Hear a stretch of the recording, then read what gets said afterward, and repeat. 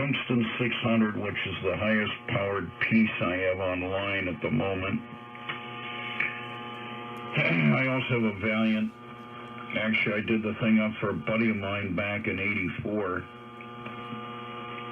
Yeah, I bulldozed the audio that was in it. I just wiped it off the face of the map, almost.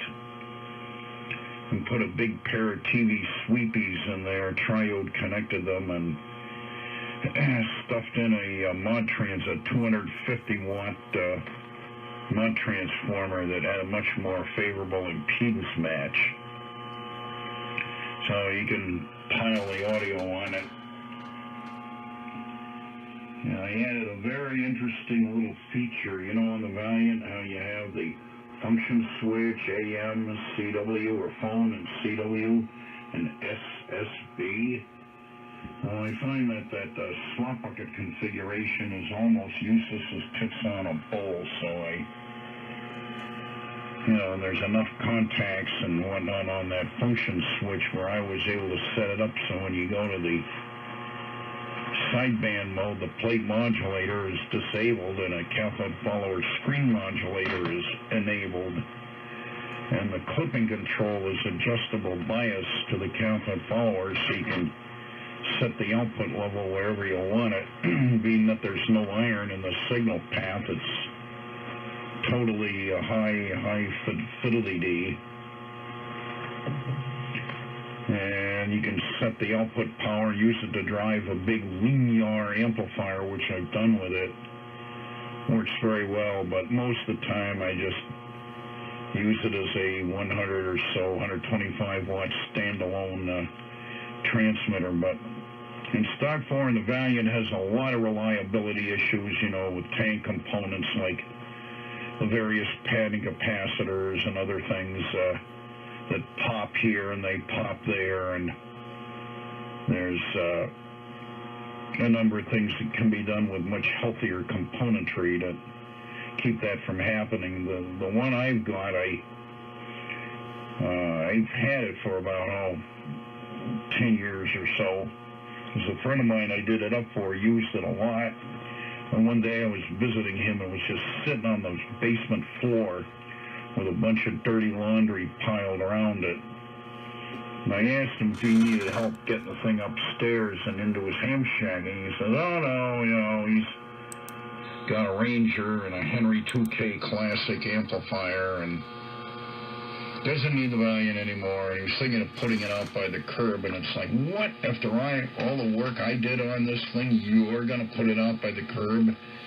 I think it was just breaking my balls.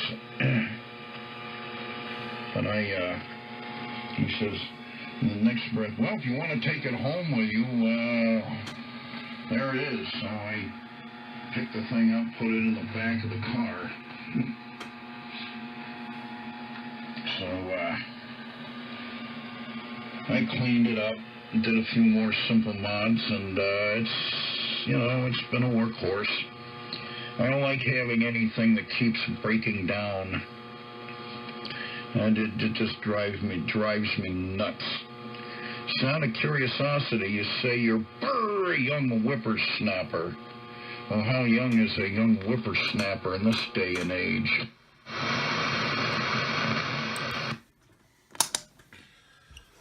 Well, I mean, you got to understand, Tim, the relative age in this hobby is not so young. I'm 44, so I don't know. I think that's a whippersnapper.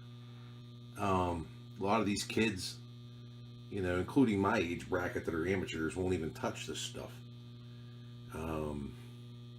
Let alone learn how to repair it. I'm an electrical engineer, but Tim, you know, a lot of this stuff we never covered, believe it or not. And if we did, I can't remember. So it's awesome to get to go back and do, you know, I don't want to say legacy, because I don't think it's legacy. I guess you could call it legacy. But this is what I always dreamed about. I mean, this is amateur radio, and having this big Valiant sitting here. I mean, it's not only, I mean, I know, and you know, I take into consideration what you say as far as like component breakdown, and you know, things are going to happen. I know that. But that's partly part of the other good thing is to learn, you know, which I need to do. And a lot of these younger hams in my age bracket and younger, you know, they're out of the box. And especially with the solid state stuff, you know, they have to send it away. Most of them. So I think that's another reason it drew me back to this was this is the roots, man, and I like it, and it's easier to work on, obviously. So yeah, I call myself a young whippersnapper, at least in this group. I would think. I don't know. You tell me. You've been around longer than I have. But I mean, I think that's what I tell everybody. I think it's important to go back and learn this stuff. Because everything I see going forward is not even close to, you know, Jerry and I were talking about it on the phone earlier today, was the fact that, you know, a lot of these people don't even know how to load and tune an amplifier. They throw all the needles to the right and let it read. And, you know, for me to learn this, even to get this transmitter going with Jerry's tutoring, you know, that was awesome because it's completely different than what I'm used to. So I think it's important to go back to this and learn. I think, you know, you guys had it a lot different. I mean, I told the story like, you know, I'm a no-coder, but I do a lot of 6-meter work. So I had in weak signal DX. So I had to go back and learn code. It's just like when your mom told you to eat your greens and you didn't want to, but you knew it was good for you. So same thing with code, and same thing with this. I mean, this is a great mode, and it's awesome to learn. I think guys in my age bracket really need to learn it so they can carry the tradition on. So, and I've been reading some of your mods, and I think Jerry might have done one to this. I'm not sure. The only thing I know 100% sure is that he took the crystal, poured off the front, and put the mic connector there, the microphonium connector, which is pretty cool. But I got to get with him and get it all wrote down and documented so I can keep it with this. But I don't think I'll ever get rid of it now. It's Tim, you had to see the inside of it. It just looks like brand new. So that's what I wanted to go with to start. And then let me buy some junkers and get my golden screwdrivers out and see if I can do anything. But that's the story. And I don't know, do you think I'm a young whippersnapper? WA1HLR from KB3RHR. KB3RHR from WA1HLR. Well, if you want to continue the conversation, I'm going to jump in the shower, and I'm not going to go to bed with a wet head of hair, so I'd sit here for a little while and play radio as long as the conditions hang in, all right?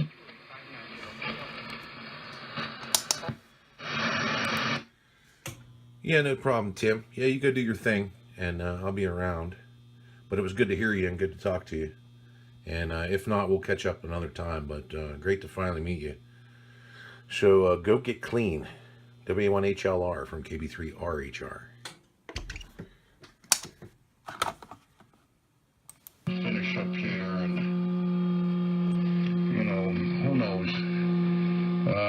Band conditions. Because when I heard you first, you were quite loud, but, you know, the conditions are changing, and I heard some people say that the band is pretty good till about 10 o'clock, and then it starts going long, real long. So, yeah, I think I'm going to enjoy getting up here on 40 meters at night.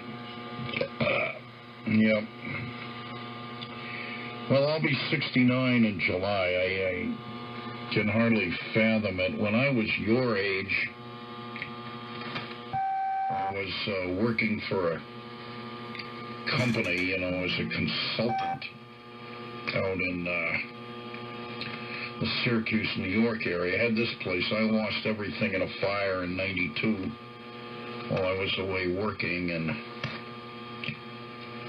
I worked for a company that bought and sold used AM and FM broadcast transmitters, and I became the guy who figured out what things needed and, swapping parts around to get something working well, and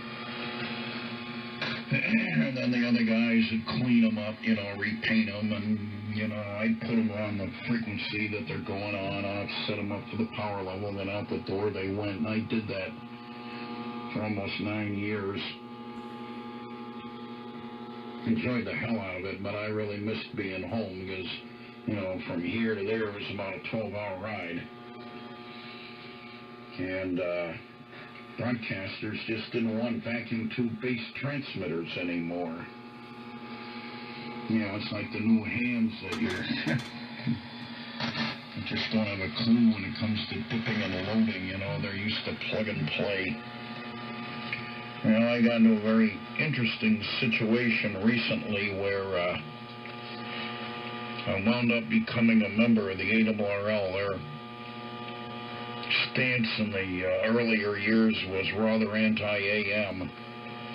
But, it's like with any organization, people change. The old guard moves on, either becomes worm food or, does something else.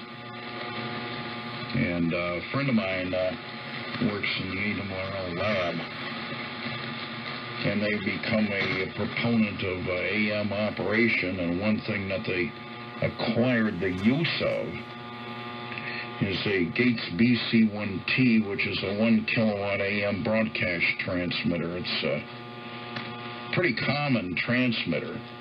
I've worked on quite a few of them. Pair of 833s modulated by a pair. Well, like that transmitter, like quite a number of others, is not laid out with HF operation in mind, so lead lengths are long.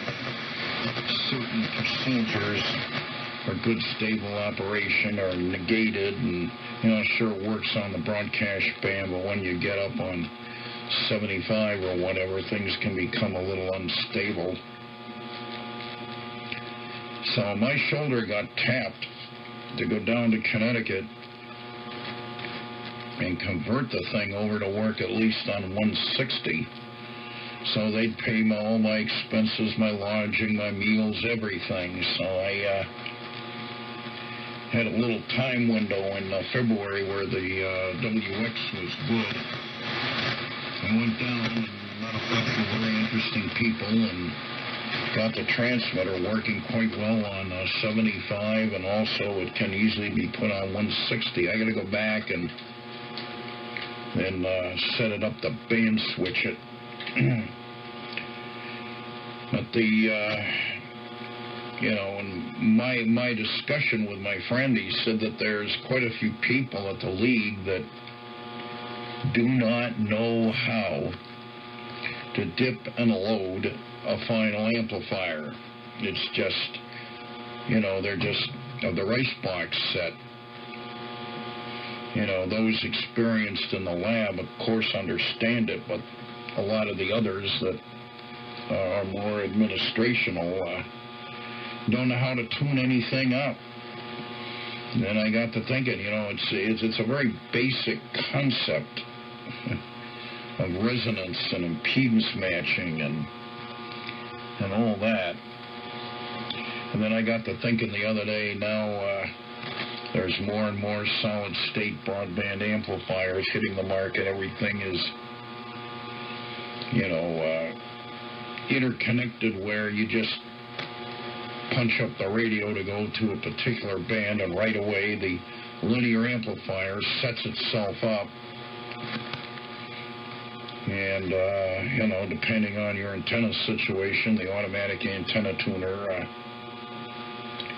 hums and buzzes and does its thing. And the operator does nothing except uses it.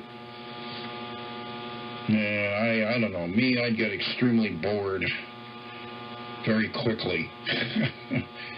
I love playing around with the old gear. Well, good to meet up with you there, Craig, and maybe catch you again some other night here on 40. KB3RHR from WA1HLR. Have a good night. You know, okay, Tim. Great talking to you, buddy. And you're right. I mean, we all could get those broad-banded, all resonant vertical antennas and rice boxes out of the box, and we can all work on FT8, where you don't even need to talk. You can just tell your computer to do it. 7-3, Tim. I'm an admirer, and yeah, I saw the video. Matter of fact, Michelle and I just watched that the other day. It was great production, and you looked great, and looked like you had a good time anyway. So I have not heard it on the air, but I can't wait to hear it since I watched you tinker. Have a good night, sir, and best 7-3 from the Commonwealth. We'll catch up with you later, Tim. WA1HLR from KB3RHR. Take care, Tim.